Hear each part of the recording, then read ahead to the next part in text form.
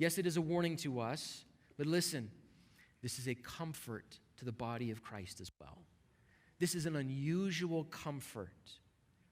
While it looks like the wicked are getting away with it, every single one of us, we are all headed to eternity, to a face-to-face encounter with God. Every single one of us. This turmoil is inside of the hearts of God's people constantly.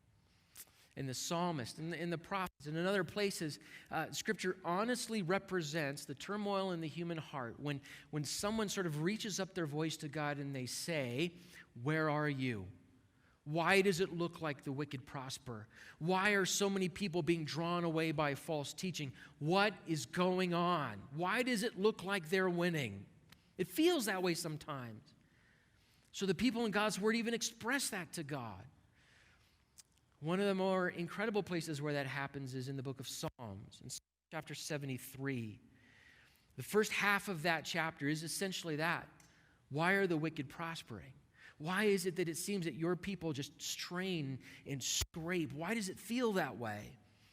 And then right in the middle of that chapter, it turns from concern about that to realizing what's going to happen. And in Psalm 73, verses 16 and 17, after worrying, after complaining, the psalmist says this, "But when I thought about how to understand this, it seemed to me a wearisome task," and it is wearisome, "until I went into the sanctuary of God and I discerned their end."